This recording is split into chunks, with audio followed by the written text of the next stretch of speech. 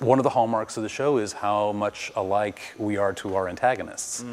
The minute you step foot in here, you're suddenly communicating a different message, which is here's how unlike them we are. Here's how unlike us they are. And the hope, of course, is to be interesting enough with some of those ideas that you'll trade a little bit of, wow, how interesting, how alike we are, for, wow, how interesting, how unevolved they are, how not as, exalted and advanced they are in terms of how, we tended to think of them.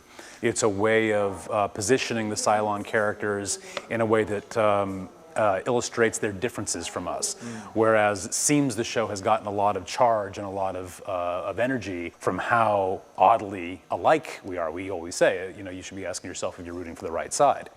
Measure salvation, scene 1. The infected Cylon base ship rotates in space. Dead raiders drift around, and we hear Adama saying, "It doesn't look good." Inside Sharon's raptor? No, sir. It's lost its ability to function. The ship's consciousness is completely shutting down. Sounds like you're trying to tell me it's gone into a coma. Something like that. As I approached the Cylons this season, I knew that we were going to be spending a lot more time in their world, so it sort of required more conversation, more sort of thought about who the Cylons are and what they're all about. She's a Cylon. They have elements in their blood that I'm not entirely familiar with. Look, it's like trying to assemble something without a blueprint, but we did catch one good break. For now, the vaccine will keep her alive, and the others as well. Can I ask the ugly question here? Is there a reason we should keep him alive? See, I had a great idea about the Cylons.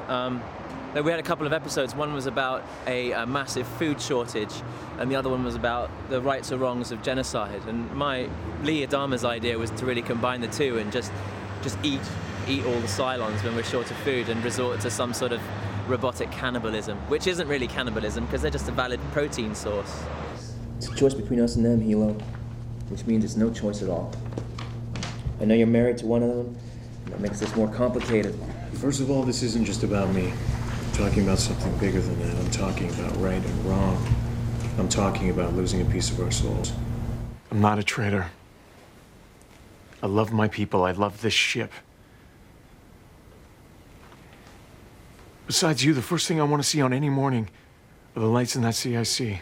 Well, it's funny because they say they're focusing on the Cylons, but I don't know. I haven't been in the last 3 episodes. I haven't been on set for 2 months. It's you I can't live without.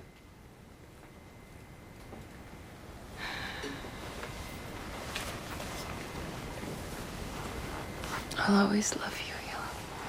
So I actually wrote up a document called Cylon Life aboard the Battlestar, which was sort of like a mini Bible of, how people interact aboard the Cylon base ship and what it all meant, and what the rough sort of contours of the society were, and put that out, and that seemed to help people sort of orient their thinking in terms of what we were going for over there. And then of course as scripts developed, a lot of it went by the wayside, but it was a good sort of starting place for who the Cylons were and what they were all about for the season.